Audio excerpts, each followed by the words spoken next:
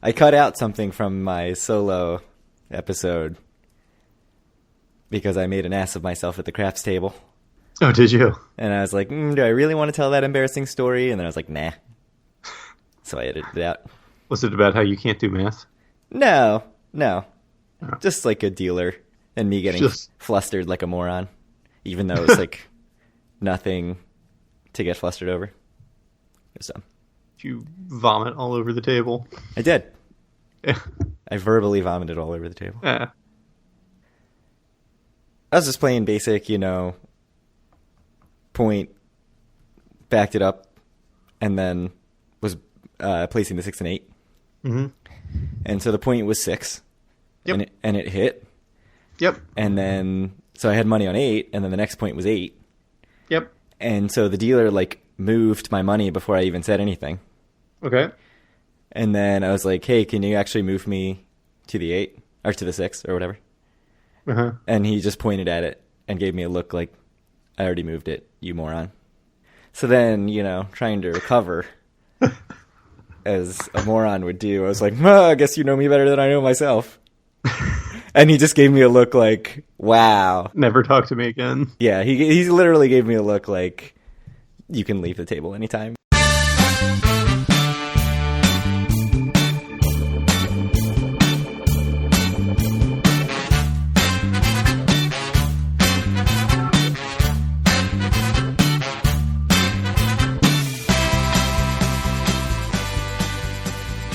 Howdy, it's Saturday, December 30th, 2017, and this is episode 63 of Due for a Win, the Atlantic City and Casino Biz podcast. I'm Kyle Askin, joined, as always, by Craig Stone. What's good, Craig? Good to be back together, us two. I know we said that last time we were back together, us two also. But this is the first time since Timmy was born that we're back at our normal time, and... Yeah, 9 at night, 9:40 at night. As it, 9-something at night. Oddly, my child is the one who's being the delay tonight. Yeah. Did you get any good Atlantic City-related stuff for Christmas? I did not, unfortunately. What? It's like your family doesn't even know who you are. I didn't even realize I was disappointed about that until right now. I just ruined your Christmas, and it's You December did. 30th. I thought I had a good Christmas until December 30th at 9:40 p.m. when I realized I had a bad Christmas. Now I feel bad. My mom got me an Atlantic City t-shirt. Uh-huh. So that gives me 9 Atlantic City t-shirts. It's a lot. I mean, it's not too many, but... Right. 3 of them are from you, so... Yeah. Just clarify that right now. And then my brother got me a very cool vintage Chalfante Haddon Hall hotel postcard, or print ad cutout that was from... It was like a little print sort of postcard that was from the 1920s. Mm-hmm. So that was very cool because it's like a picture of what is now resorts. And then he got me a couple other postcards of that same hotel pre-resorts. So it's pretty cool. Go get them framed. It'll look good somewhere in my apartment. Somewhere on the Due for a Win headquarters. Yeah. DFAW HQ. Yeah. Resorts. At the site of the old Trump Tower. Trump Plaza, I mean. Yeah. Trump, not Trump Tower. Once they tear that down using public money. Yes. Yeah. I'm sad. It'll be sad when they tear down our HQ. It will be very sad. It'll be unfortunate for our podcast. We're going to have to imaginary relocate from our imaginary HQ. It's going to be tough. Yeah. You going to change our logo after that? No, definitely not. It's going to live on forever. Yeah, then it's going to be vintage. We can sell it for extra dollars. That's how that works, right? Yeah, I'm pretty sure. Well, at least all of our monetary problems are solved now. So cool. Do you wanna dive into it? We kind of have a lot of news to get through. We have a lot of stuff. Yeah, but first, I guess not news necessarily. It's news. So I'm going to Atlantic City next weekend. I mentioned that on the last episode, so it's not really news, but it's next weekend though. Yeah, it is very soon. It's a week away. I'll be in Atlantic City. 7 days from right now, I'll be in Atlantic City. Possibly, I don't know, watching some live music at Bar Olan or atop the steel pier observation wheel. Spoiler alert for the future of this episode. So yeah, I'm going to get there probably around lunchtime on Saturday. I'm going with my wife. It's our anniversary. So we've done this. This will be, I think, the 4th time we've gone to Atlantic City for our anniversary. So, I've convinced my wife to go to Atlantic City several times now. So that's good. And it'll be a chance to use the $100 Diamond Celebration dinner that expires January 31st. And then I guess I get another one starting February 1st. So got to squeeze this one in to maximize the value. We were planning to go to Morton's, although it seems that Morton's is not actually included on the $100 celebration dinner. So I'll have to check in with that. But if it's not included, then we'll just go to Nero's, your favorite Vegas steakhouse. The one in Atlantic City is apparently pretty decent, unlike the one in Vegas, which was god-awful. Yeah, so the one in Atlantic City gets good reviews. Apparently the view is very good. It's like out over the boardwalk view. I think it's just above the Diamond Lounge, or right next to the Diamond Lounge. It's right next to the Seven Stars Lounge, I think. Right, or is that? I think that's sure. Right. I'm pretty sure it's the restaurant next to the Seven Stars. But so it's basically that same view as you have in the Diamond Lounge. Yes, it's right. Yes. It would be right above the Diamond Lounge there. At Caesar, so it's a good view out and onto the beach. And the food is supposed to be pretty good. And the other options, honestly, we've been to Gordon Ramsay and didn't love it. So I think, it's that over, say, you Gordon could go Ramsay to somewhere in like Guys. Harrah's, right? Yeah, but I don't want to go all the way out to Harrah's. I don't want to go to like Martirano's. Yeah, there's that Mexican place that's supposed to be pretty good, right? Yeah, Veracruz is supposed to be good. Veracruz, yeah. There's the steakhouse that people really like. That is just called the Steakhouse at Harrah's. But no, I think we're going to stick to Boardwalk Side and go to Morton's if they'll take it, and Nero's if Morton's is not an option. Yeah, Nero sounds good. I mean, I think it'll be a good experience. One of us will have been there then. Yeah, and it'll be, I think, for like sort of a romantic place, that's a good place to go. Planning to do the Diamond Lounge at some point, probably for a lunch, either Saturday or Sunday. I really want to do Gilchrist which one? For breakfast. I expect we'll do Caesars. Although I feel like Bally's is more of an experience, right? Bally's is better, I think, yeah.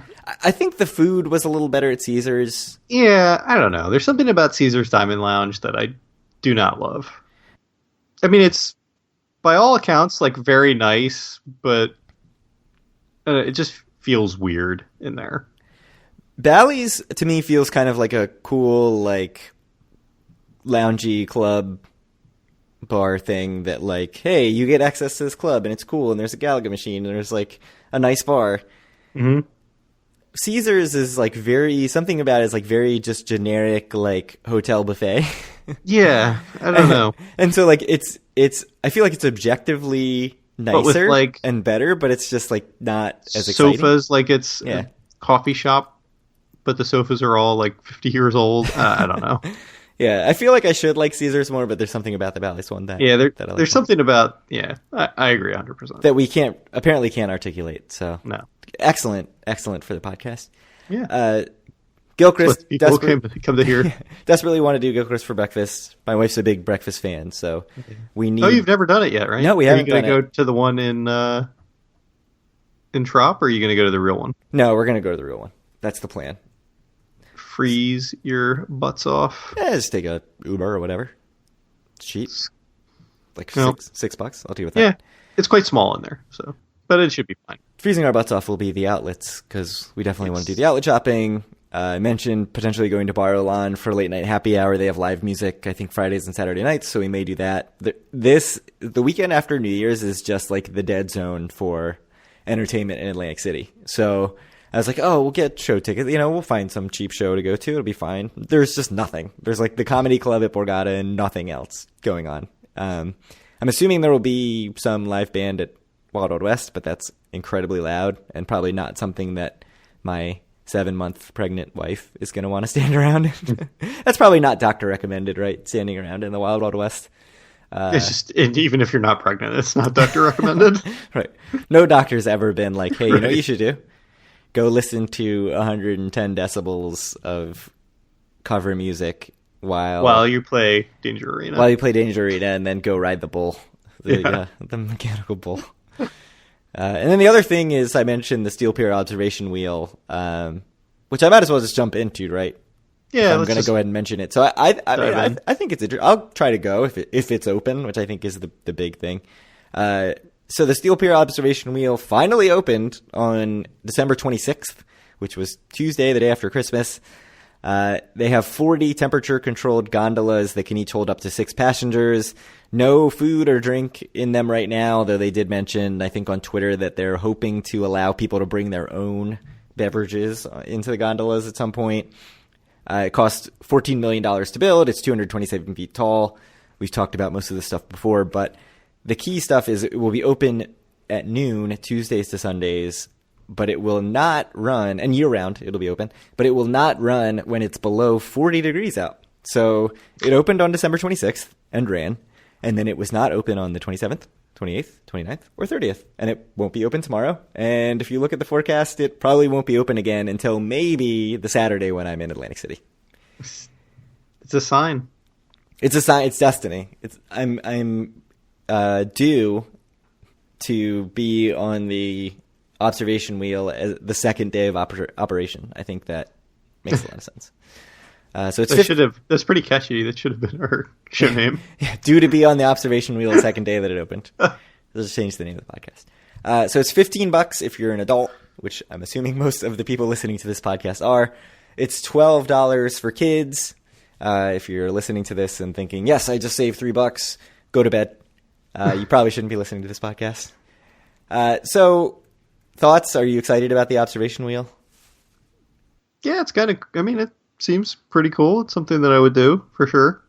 Yeah, I want to do it at night. We've never done. Last time we were out in Vegas, the high roller was like almost finished, right? Yeah, it didn't have all its pods in place yet. Right. So I haven't done that out in Vegas. It's something else I'd like to do. Yeah. But I think this would be cool. I would do it. I'd pay $15. Yeah, I think it'd be cool to like hop up there. Probably looks really cool at night to see all the casinos lit up and everything. So I'm excited. How long does it take to go around? Do you know? So I think it's 5 minutes per rotation, and you get 3 rotations. It's 15 minutes total. I can't remember if it's 3 minutes per rotation and you get 5, or if it's 5 minutes per and you get 3. But it's 15 minutes total for your $15. The high roller is like a half hour, right? It's pretty long. Yeah, I think it's a half an hour, and it might even only be 1 rotation. It's only 1, yeah. But it's much bigger. So I'm interested to do this. I think it'll be cool. And I feel like, for the podcast, I have to come back with a full report, right? You do. The people have to know. The people are dying to know. This is something that has been in construction, seemingly done for months. The 40-degree requirement makes it a little odd to open on December 26th. Yeah, it's strange. And, why is that a requirement anyway? So they said it's just something, safety reasons, it just shuts down. They can't run it under 40 degrees. They didn't really give a detailed explanation, but the gondolas are temperature controlled. So it's not like you'll be freezing in the actual gondola, but I guess under 40 degrees. I want to do it at night, but it'll probably be under 40 degrees on Saturday night. So we'll see what happens. If you do it right at 5:30, that's true. It's getting dark, I go at 5. Yeah, that's a good point. That actually probably looked really cool, right at sundown. Mm-hmm. I like that idea. Very romantic, Kyle. You can thank me later. The theme of this podcast, very romantic. Between Nero's and sunset on the I almost called it the high roller. The Steel Pier observation wheel. The low roller. That's what you should have called it. Oh, God. Oh, man, they really should have called it the low roller. I know. That'd be great. So there's still time, guys. Yeah. Steel Pier. If you call it that, I promise you that my licensing fee is very cheap. Yeah. The low roller sponsored by Due for a Win. That's right. Anyways, should we talk about Hard Rock? Wait, we have Rebel We skipped news one, first. The big news, but the big news, yeah. So let's not talk about it. Let's be clear. Is there really that much news? Yes. There's more logs have been added to the fire, but I don't know. It's not, the fire's not really significantly hotter. Yeah, there's like more smoke, but not more substance. Yeah. So about 2 weeks ago, it really seemed like it was going to open, but I don't know. Do you want to talk about this a little bit? Sure. So a few more pieces of news have come out in the last few weeks. I don't know. When was the last news episode we did? Like a month ago? Yeah. So, I mean, all of this came out on like December 11th, 12th, right. in that range. And then nothing. I guess our last news episode was technically at Bally's on the 1st, December 1st. Yeah. Right. So a few weeks ago, it came, like a few more reports came out all around the same time showing that it, by all appearances, seems like Revel is actually moving forward. The sale that we've talked about in past episodes seems to be moving forward. The New Jersey Department of Gaming actually got a casino license, or an application for a casino license, which costs $100,000 to do. So that's not nothing. It seems like something that if you weren't serious about opening the Revel, and if you didn't actually have some sort of an agreement with Glen Strub to buy the property, that you wouldn't do that. Moody's has come out with some more information about the deal, about the financing for the reopening of the Revel. It's been reported in a few different places that the new owners of the Revel are paying $200 million for the property and doing $175 million to reopen it. Beyond that, so be $375 million total to get it bought and reopened. I don't know what else needs to be said for this. Again, like I said, I think the big, piece of, or the big thing to kind of slow you down and caution you is that nothing's officially been announced on the sale. The sale hasn't officially happened as far as we know. So yeah, we have not. We're still kind of waiting for that piece, but yeah. So this is the same buyer we talked about. I think last news episode, but it's Bruce Dyfick, Colorado-based developer. AC Ocean Walk is the name of it, and then 10. It's the people who were supposed to run 10 with Glen Straub will supposedly be running it under Bruce Dyfick.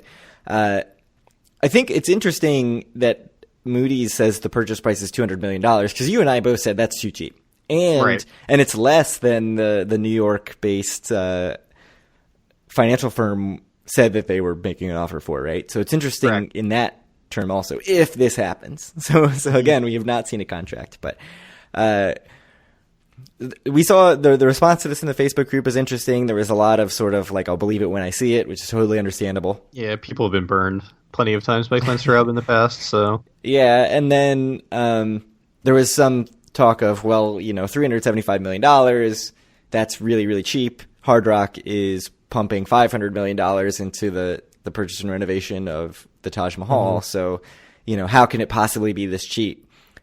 So I think it's important to first recognize that Hard Rock, when they bought Taj, only thought that they were going to have to put in $300 million of purchase and renovation. Right. So it's not as much of a no-brainer as like, oh, well, if it was only $300 million, then this would be the Hard Rock today. And that's actually what we said when the first offer came out, which was like, if it's 200 or 225, Hard Rock would have bought it. Right. So just remind us, Craig, for Hard Rock, what was the actual purchase price? Was it 50 or 75? I don't have the exact number. I want to say it was 50, but I think it was sure. 50. Yeah. Okay.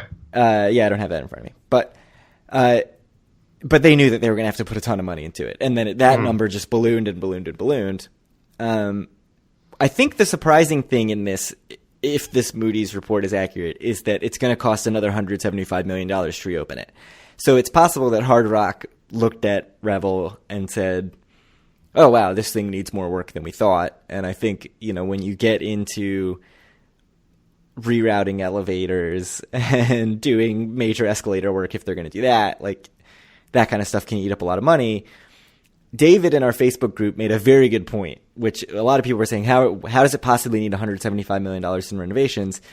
He said, well, it doesn't say in renovations, it says $175 million to reopen it. And that could include things like marketing budget, getting new, felts, chips, logos, everything else that you need to do to reopen it. It's not just the amount of money that they're putting into the elevators, the escalators, the casino floor, the rooms, whatever it is that they're going to do, although I can't imagine it would be much in the rooms.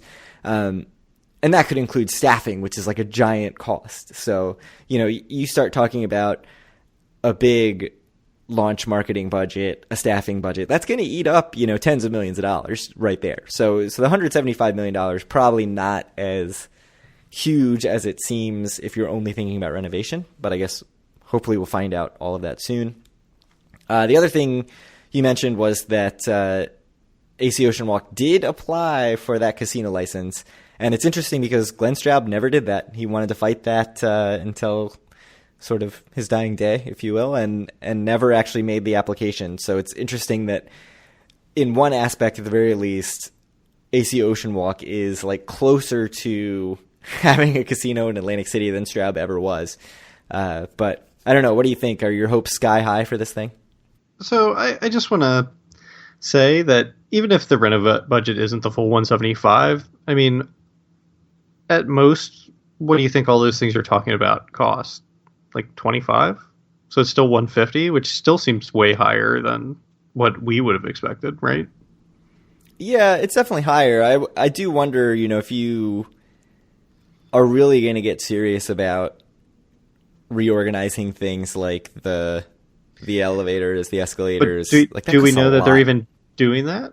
No. We don't know anything about what they're doing. Right. All we know is $175 million. So I mean, certainly having like the hotel tower let out on the casino floor, like that would be something that would make a lot of sense for them to do, right? Yeah. And I know that people like you hate the escalator to take up to the casino floor.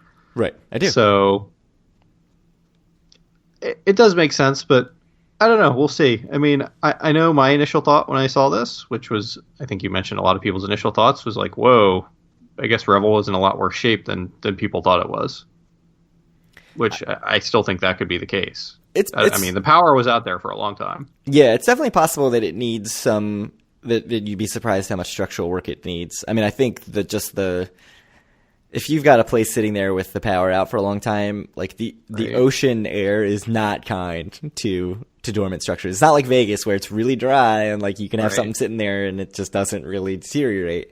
That sort of like wet, salty air is not going to be nice to steel. I mean, the good thing, kind of the saving grace for them while the power was out, it was wintertime for most of the time where it's not, if it was the summertime, it would have just destroyed everything immediately, I think.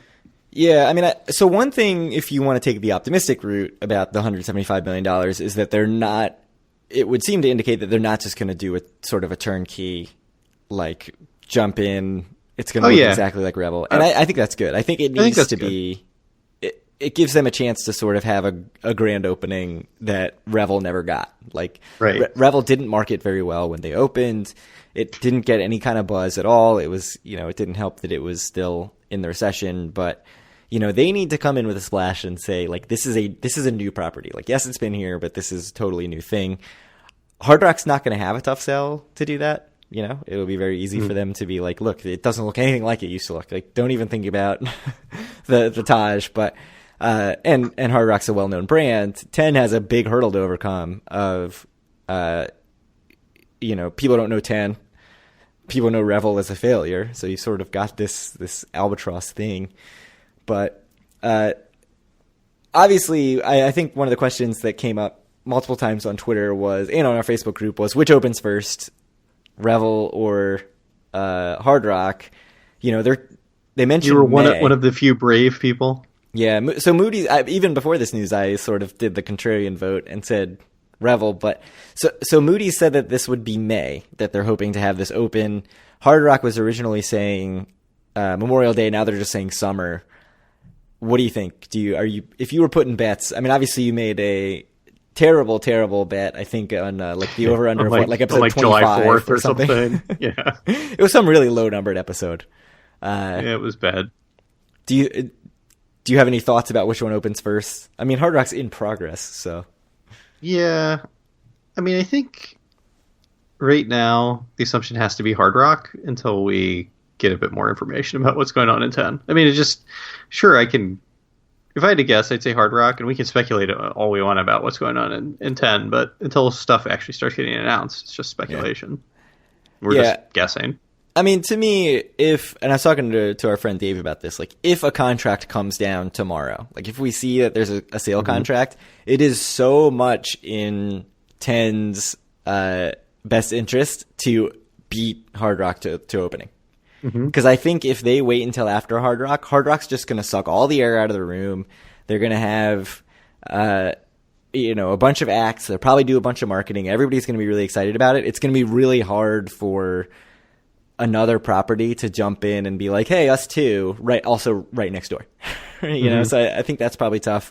So I think it's very much in their interest to sort of get in there. And I don't think them opening before Hard Rock hurts Hard Rock as much as Hard Rock opening before 10 hurts 10. I mean, I will say, I do agree that if 10 can open before Hard Rock, that would be probably a very good thing for them. Yeah, with a lot of marketing. Although you got to expect Hard Rock would just react to that.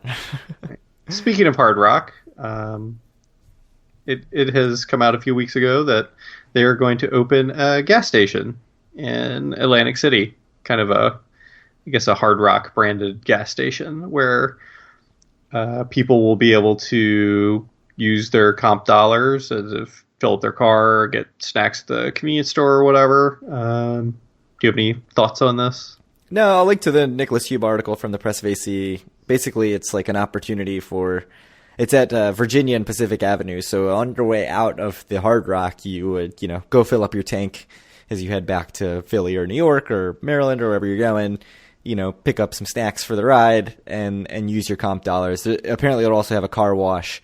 So I don't know that this has all been approved. I think it's still in the approval process. They're just sort of requested it, but this is the plans. I don't know. I can't imagine that it would get turned down. There's like oddly a lack of gas stations in Atlantic City. Like there are a few, but they're not a lot. So, and I think Hard Rock I know Hard Rock has a gas station at least at one other property, and people really like it. They like the idea that you can go out, use your comp dollars on gas, which is basically like just getting cash, right? I mean, gas and groceries are as close to cash as you can possibly get because they're things that you're definitely going to have to buy. So I think it's an interesting concept. I don't really know how it gets more people to go to Hard Rock instead of somewhere else, but, it's a nice perk. Yeah, it's not a bad thing. If you want to learn more about it, there was also a whole Atlantic City Story podcast about it. So yeah, go check out. Listen to it. That's the Press of Atlantic City's Atlantic City podcast. Yep. So what else? We have soccer. AC's getting a soccer team, kind of in the United States 4th division or whatever, the National Premier Soccer League, the NPSL. Atlantic City FC, sponsored by the Tropicana. So they're eligible for the U.S. Open Cup, which, there's a lot of teams that are eligible for the U.S. Open Cup. The games are going to be played at Stockton's main campus, but it sounds like they're going to plan to build a field eventually at Bader Field. Yeah, which is kind of news to us, right? And so I don't know. I don't know that any of that's been approved or if that's just hoping that works out. But it was an interesting little thing to drop in their press release that they're hoping to have on their website that they're hoping to have a soccer-specific stadium in Bader Field. But so you're a soccer fan. What do you know about MPSL? Nothing. So I actually used to cover DC United for a startup DC sports website, and I've seen MPSL teams play in the Lamar Hunt U.S. Open Cup. That's right. I didn't realize just how low a level it is. I mean, I knew obviously it's a big leap from that to MLS. I didn't realize that there's like the NASL, the North American Soccer League, and then there's the United Soccer League that are both much, much lower than MLS, but still better than MPSL. So I don't really know what the draw is here. Like, how do they get attendance? But I don't know. Maybe that is not such a big deal. Like, maybe I don't know what the economics of like these little soccer league teams are. Like, how do they even exist really? Because you're not going to draw big crowds. Presumably, they're just hoping to be in an area that has some general soccer interest and enough people come out to break even, but it's got to be somebody's hobby, right? I mean, you could say the same thing about like low A baseball or something, even right? Independent league baseball up in New Jersey. Right, or like, independent league baseball, absolutely. Yeah. It's even better, I think. Yeah, I mean, independent league baseball actually draws pretty well, like around people here. seem to like that, or like Pacific Coast League or whatever baseball leagues there are. So I'll say that the logo and the gear that they've put up in their shop looks amazing, and you can buy it at definitely in the quarter if you want to go look at it. There's a sports shop, I guess, in the quarter that will have some of their stuff. Do you have any interest while you're in Atlantic City to go see a fourth tier U.S. soccer team play? Yeah, kind of, maybe. That sounds kind of sweet to me. Yeah, I mean, I've been to several. The venues are very small, and I don't know, it's not a bad time, especially if it's like the U.S. Open Cup and it's like they're playing some MLS team. The way they play is, if you like good soccer, it's annoying to watch. If you like strategy, it's not annoying to watch because they just put everybody in the box and try to keep the better team from scoring. But there have been surprises in the U.S. Open Cup. Yeah, absolutely. Like MLS teams getting shocked, or at least having to eke out some win. So it'd be fun if the beer's cheap and it's a nice day. I would have no problem with that. I love like minor league sports, just weird. I mean, I really love going to New Jersey Jackals games, cheap beer, go watch some baseball. I would totally go watch soccer if beer's like $5, $6. Go stand there, drink, watch some soccer, go back and gamble. Sounds good. Is that cheap? It's cheap for stadium prices. Oh, that's not cheap at all. If you're in a ballpark, it's cheaper than you're going to get in a bar. That's not what I'm expecting at my... I mean, like, I think, the closest baseball stadium to me is the Bay Sox Stadium, and I think it's way too expensive. So, I think you're going to be disappointed then. So, go watch soccer if you get a chance. Yeah. I guess the last report that we have in the good news section of this podcast is that Resorts has finished renovating some of the Ocean Tower. Yeah, it was weird. There's a press release in this meeting magazine called themeetingmagazines.com that said that all the rooms were renovated. They said every room has been renovated. They spent $25 million to renovate the rooms. There are deluxe and Coral Junior suites. So every room in that old Ocean Tower, you can no longer get an old cheap room. And so I posted that in the Facebook group, and a bunch of people were like, I was just in one of their shitty old rooms last week. Like, this is wrong. So apparently, and if you go to their website and try to book, you will still see the old classic rooms, unrenovated rooms, still there with the beat-up furniture. So I don't think that all the rooms are renovated. I think that's just totally inaccurate, but they are in the process of doing all the rooms. You had stayed in one of the big 2-bathroom suites that was just 2 rooms joined together. Those are the Coral Junior suites, I think. They're very nice. So if you're looking to book those, so if you're looking to book those on the website, look for the Coral Junior Suite. Deluxe rooms are the other style of room that's just like a single room, upgraded. The renovations, from the pictures that were in this press release and on the website, looked very, very nice. I would be happy to stay in those rooms. My room was incredibly nice that I stayed in Resorts with the 2 bathrooms. I guess the Coral Junior Suite. Yeah, so I feel like I owe Resorts a visit. I know last time I went I was sick and I stayed, and I don't even get a mailer anymore from them. Like when I go and try to open the monthly, it's like your monthly booklet's available to view, and if you go to view it, it's just like there's nothing here for you. Like you don't even have a booklet. So I still get comps. I get comps 7 days a week. So nice. Yeah, I haven't been there in forever, but yeah, I want to go. I want to go check out one of the renovated rooms because I really like it. I like staying there. I feel like it's a good place as far as just, there's a surprising variety of options in terms of quick bite food, decent food. There's Gallagher's Steakhouse, there's Gallagher's Burger Bar, there's a bunch of other. There's Dunkin' Donuts. Yeah, that's what I need. There's Dunkin' Donuts. That Dunkin' Donuts is cheaper than the Dunkin' Donuts at Bally's. That's right. So that's important. But cheaper still is the Dunkin' Donuts between the 2 of them on the boardwalk. It's never open. Yeah, it is open like 6 days a year for 2 hours each day. Right. Yeah, I think it's open like in the mornings in the summer. But Yeah, I don't know. I think Resorts is a good time. It's like very old school Atlantic City. I think they've done a really good job with their updates, but we've talked all about Resorts before. So it's cool that they're in the process of updating all those rooms, and hopefully, to me, I stayed in the Rendezvous rooms. I thought the Rendezvous room was totally adequate. Nothing to write home about, but very good. Certainly better than like Forum Tower and Caesars or the Bally's Tower room I was in last time I went. So if they finish this renovation in the Ocean Tower, I don't know that there's really a bad room in Resorts anymore. I think, and that's crazy to think about, like that you can just say, give me any room in Resorts and you're going to be totally satisfied with that. Cause that's something that not very many casinos in Atlantic City can say. Yeah, that is weird.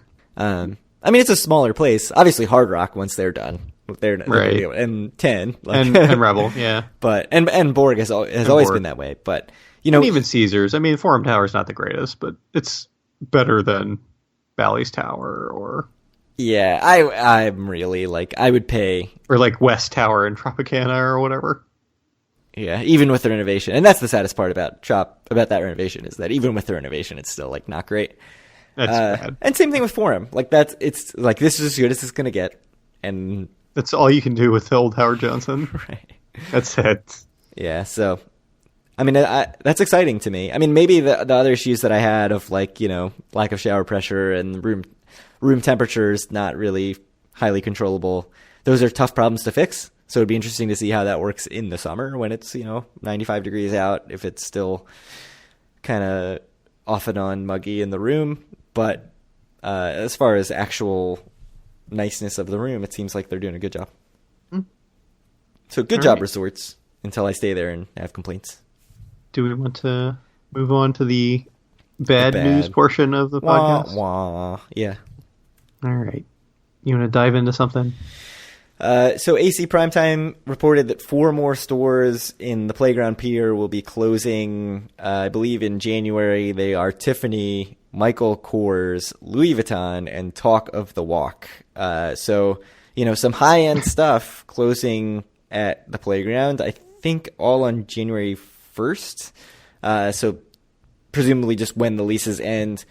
I haven't seen any other reports of that, but I don't think anybody else would really necessarily report on that. So it's probably not that surprising that we haven't seen it anywhere else. But obviously not good for the Playground to lose some high-end tenants.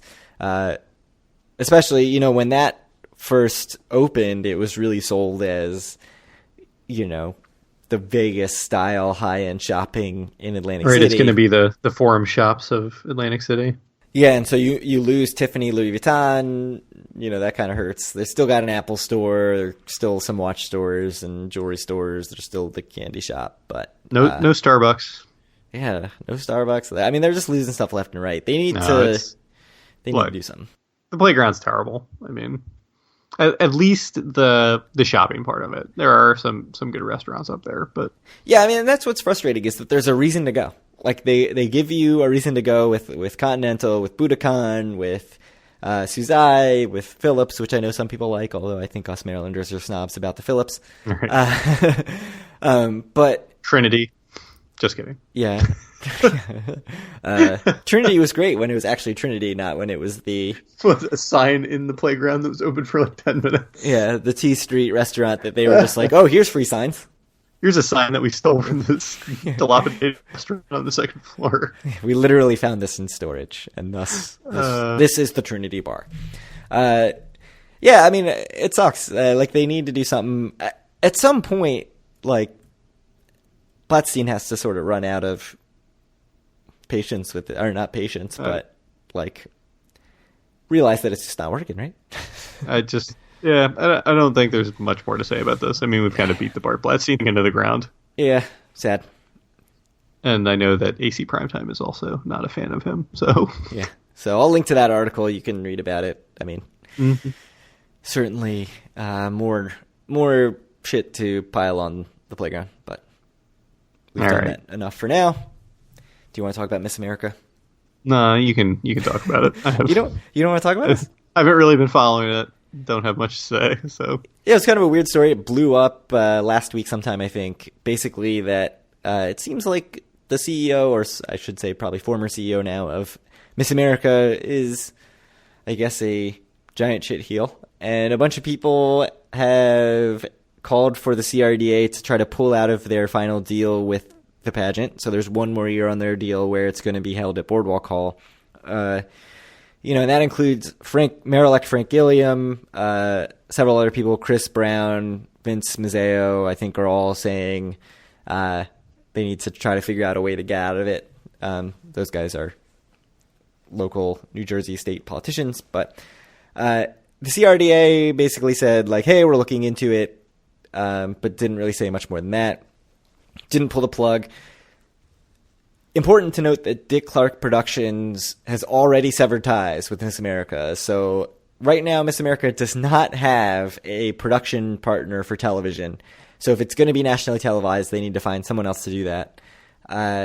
Dick Clark Productions also, notably, the people who had the deal with the CRDA to supposedly put on Dick Clark's New Year's Rockin' Eve in Atlantic City, and then just never did it last year.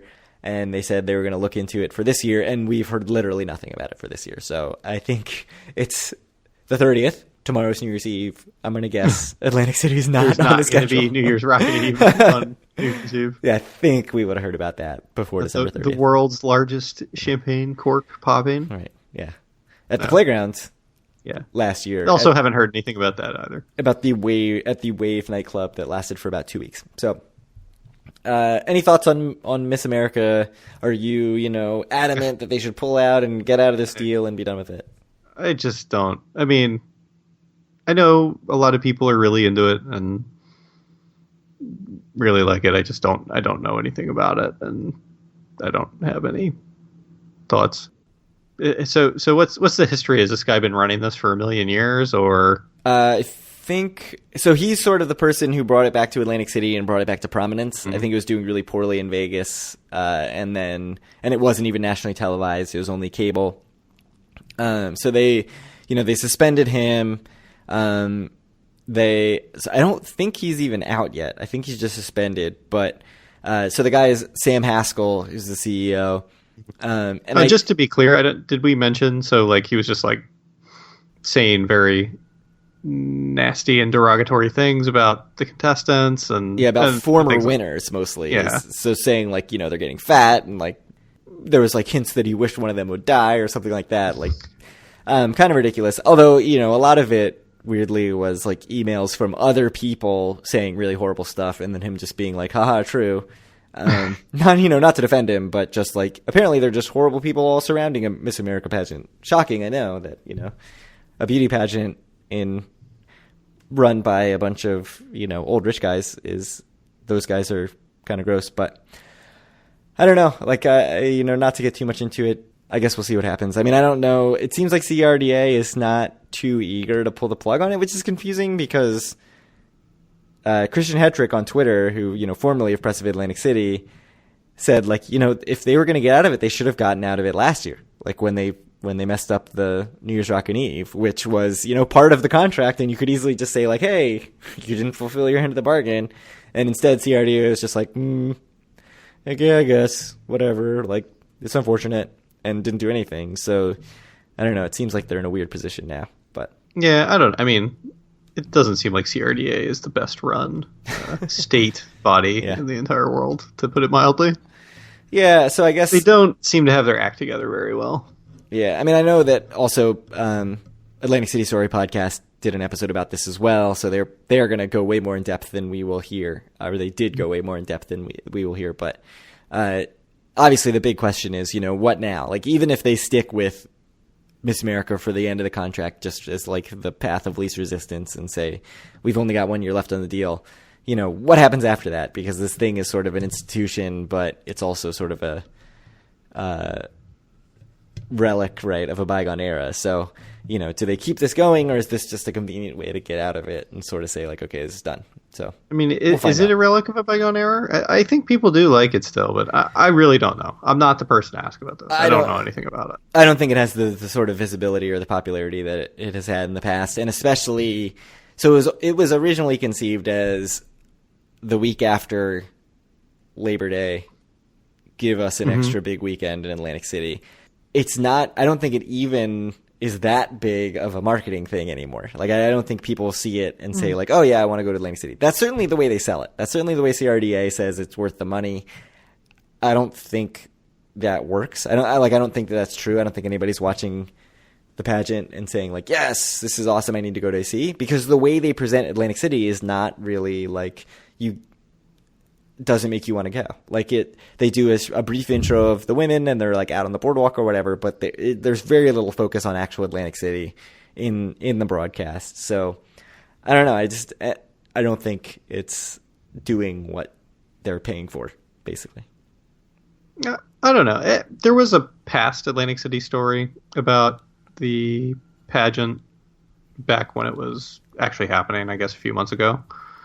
And it sounded like, from what they were saying, it sort of did sound like it does move the needle a bit in terms of getting people into the city. But I don't know. I mean, I think that I'm just not comfortable talking about this because I don't know enough about it. So I just don't necessarily know if the story that you're peddling is true or not. Yeah, I'm sure there's data, but but we don't have it. Yeah. I mean, and the question is, could you? And the question that they've posed on Atlantic City Story is like, could you move the needle more by using that money to do like the same weekend another beach concert? One more concert, yeah. Well, it depends on who you can get. If it's Pink, yes. If it's whoever else, probably not. Yeah. So I mean, and I think the pageant's certainly costing them more than any individual beach concert is. So there's also that. But should we talk about total awards in the more bad news section? Although probably doesn't really matter for us too much. We can kind of. I don't think we need to go super in depth to it. I think other podcasts have handled this already, but yeah, we can talk about it. So you want to run through it quickly? Sure. So total awards, I think on December 15th, so just with a couple weeks left in the year, put out the 2018 rewards list. And the big changes are no more guaranteed comped rooms for 7 stars. You still are guaranteed a room, but no longer guaranteed comped. There's some restrictions on which 7 stars members can attend what are called signature events in New Orleans and Lake Tahoe. Wow, that's some Maryland-sounding O's on that. But AC in Las Vegas still open to all 7 stars members, so it does change the numbers a little bit. Free play redemptions will now all be 200 reward credits per dollar. So 7 stars was 125, Diamonds was 175. Now everybody's basically paying like 2 to 1 on their reward credits. So probably not a whole lot of reason to change your reward play into free play. To me, the biggest change is that there's no more aspiration levels. And 7 stars, people are going to say like you're an asshole for saying that this is the biggest change. But yes, 7 stars downgrade is big, but aspiration was that at 40,000 tier credits in a year, you got 4 nights in Vegas and $100 folio where I guess you could just use that sort of somewhere in the Caesars properties for your trip. If you got up to 80,000 tier credits, you got that 4-night trip, the folio, and you got a $750 airfare voucher for 2 for that trip, and you got a companion diamond card, which is a giant perk. So, before, it's 15,000 tier credits to get to diamond. That's still true. There's the benefit at 25,000 tier credits that you no longer have to pay that $10 entry fee to get into the diamond lounges in Atlantic City. Another change is that is going to go nationwide. So it doesn't affect us as Atlantic City goers, but people who are used to going to Vegas and getting to the lounges for free, if they're between 15,000 and 25,000 tier credits, or if they, did Founders Card or whatever, now they're going to need those 10 comp dollars. But there's really no incentive now to strive for something above 15,000 or 25,000 tier credits if you know that you're not going to get to 7 stars, which is 150,000 tier credits. So it's a huge gap now where it's like, there was this thing that you would, just call it aspiration because you would aspire to get to that tier credit to get this free trip. Now there's just nothing, like if you know that you're only going to get up to like 50 or 60 tier credits, there's no reason to like strive to get to those extra tier credits. So that's kind of a strange change. I mentioned the fee change. I have to give a tip of the hat to Eric Rosenthal and Daryl McEwen, who's 7 Stars Insider. They've been tracking this stuff much, much more closely than I have. So, Eric Eric has been posting it in our Facebook group and in the Everything AC Casinos Facebook group. Daryl McEwen's at 7starsinsider.com. They have very different takes on it, which is interesting. But before I get into theirs, like, what do you think about this devaluation? I mean, I think it's sucks for people who are 7 stars or diamond, especially high-level diamond. I mean, I don't have much more to say than that. I'm more interested. I actually don't know what Daryl's take is, so I'm interested to hear what his is. So right now, his general sense seems to be that, you know, for most people who are 7 stars, you're probably still never going to pay for a room. Because, you know, there are a lot of diamonds who never pay for a room, right? So if you're earning 7 stars, you're probably never going to pay for a room anyway. So I think his general take is that it's not as big of a downgrade as Eric thinks it is. Eric says that it's like thousands of dollars for him a year of devaluation.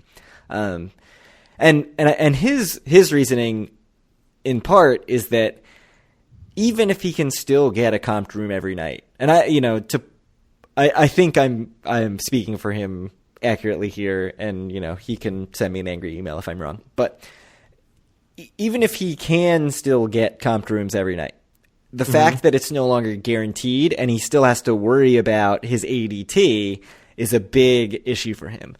And so, you know, he talked about on our podcast that you have tier-based rewards and you have ADT-based or play-based rewards. And so 7 stars was amazing in that if you got to that tier, you no longer had to worry about ADT to get comped rooms, so you didn't have to worry about playing a bunch to sort of keep your status up. And that's probably the reason for this change, is Caesars is like, hey, you know, if you get 7 stars, we don't want you to just, you know, no play us. And Eric had mentioned on our podcast that, you know, he would book for the summer and go, like, one weekend he'd go with the family and wouldn't gamble much at all. And the next weekend he'd go and do his gambling and get his tier credits up. And if you're 7 stars and you don't have to worry about getting that free room, there's no issue with that. If it's no longer the guaranteed comp room, now you have to think, like, is this going to mean that I can't get a room in the future? Are they going to dock me for this hard? And even if they don't, just the concern that they will holds a lot of or damages the value a lot of the 7 stars. So I think that's a big part of the argument. Hopefully I, you know, explained that well. And if not, I'm sure I'll hear about it. But, you know, I think Daryl's looking at it more from the stance of like, hey, if you're 7 stars, you're doing all this anyway. Like, you're going to get the rooms, whatever. You're probably not going to see that much of a change. And I think that's probably true, but at the end of the day, like, that security of knowing you have that comped room is worth a lot. Like, never having to worry about it, don't have to worry about the play, don't have to worry about ADT is worth a lot. Yeah, I mean, I think that in some sense they're both probably right. I mean, I agree with Daryl that it probably really won't end up affecting very many 7 stars at all. But I can understand the fact that it can affect them is something else that someone like Eric has to think about, and I understand that perspective too. So. Yeah, my initial reaction was, I mean, a 7 stars member is still probably never going to have to pay for a room. Mm-hmm. And probably why they changed this was to say, A, it gives them some leeway if somebody gets to 7 stars and just books a bunch of stays and never plays, especially if they, you know, get 7 stars and get status matched somewhere else and book a bunch of stays and go plays at other casinos. Mm-hmm. Although I can't imagine that that's really that big of a detriment to them, because they sort of got their money up front by you earning 7 stars. I agree. But so my assumption was, like, they want the leeway to be able to say, like, hey, normally you'd be able to get New Year's Eve or Super Bowl Sunday or whatever comped. Like, now we can withhold those rooms. But I don't know. Like, I think it'll be interesting to see how it actually plays out in practice. One thing I think is important to mention that I didn't understand about the aspiration levels is that those are actually only good for the calendar year that you earn them. So, like, if you get to aspiration, that perk, you have to use it, you have to book it by January 31st. So if you got it for 2017, you have to book it by January 31st, 2018, and I think you have to do the trip by the end of June. So it actually doesn't really change anything for people who got up to aspiration. Like, if you played extra to get to aspiration, it doesn't change anything for you for this year because you get the benefits that were coming to you anyway. It means that there's no reason for you to do the same thing next year. Right. Once you get to 15,000, well, 25,000, I guess, if you want to get into the Diamond Lounges, there's no reason to go any higher unless you're going to make it to 7 stars.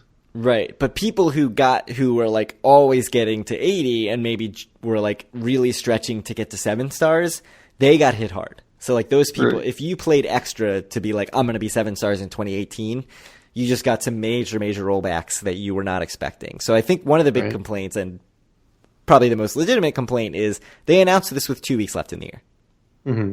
So, and at least for 7 stars, it will affect them next year. Right. So I don't think we need to go too much further into this. I'm sure, you can bet on that. Has talked about this already. So if you're on Everything You Can See Casinos, if you're on our Facebook group, you'll see more of that. Certainly if you follow Daryl and Eric on Twitter, you'll see their sort of conversation about it. So I mean, it definitely sucks. It's a crappy thing to do. I mean, but they have bean counters, and someone put some numbers in a spreadsheet and said, hey, we're spending too much money on this stuff and we need to raise our profits a little bit, and this is what happens. I mean, the thing that really surprises me is that so many of the complaints we heard were about the dilution of diamond status, and they're making it too easy to get diamond. They're doing not just through Founders Card, but they're doing credit card promotions. They're doing all of these bonuses, so it makes it so easy to get to diamond. And there are just a ton of diamond members in Atlantic City on any given weekend. And they didn't address that at all, really. So it's kind of interesting in their sort of, it almost seems like... Well, they made it so that at least in Vegas, you can't get into the Diamond Lounge. Well, you have to pay to get in the Diamond Lounge if you're don't have 25,000 tier credits.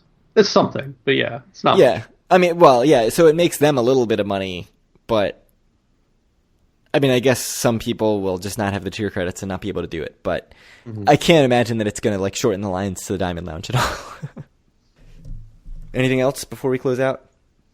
No, I think that's it. It was good to get back into a news episode, though. Get back into the old swing of things for a couple weeks before you have your baby and it messes everything up again.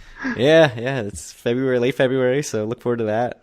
Next episode will be the best of 2017, which thanks everybody who voted in the poll. We got 50 responses, which I thought that was pretty good. So we'll sort of run down our picks and then the listener picks for the next episode.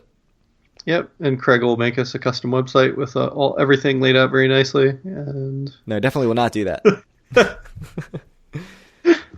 And we'll thank you for all your time.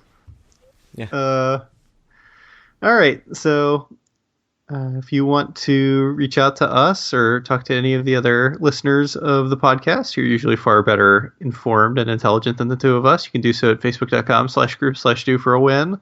You can find all of our great content at doforawin.com. Find our podcast on iTunes, Stitcher, Google Play, TuneIn Radio, and definitely not YouTube. Reach out to Craig on Twitter at DoForAWin or send him an email at doforawin@gmail.com. Any last words, Craig? No, I think we're ready to go and ready to be back for the best of 2017 episode next time. Yeah, it'll be good. We'll have to maybe try to do a short turnaround and get that out soon.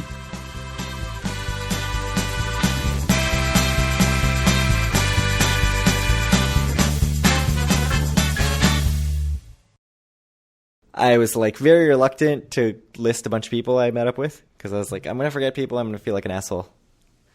And alas, I did.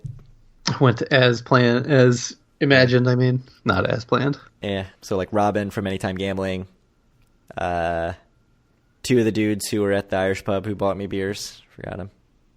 Chris and Alejandro. Michelle. Forgot all those people. I'm a bad person. I don't know what to say.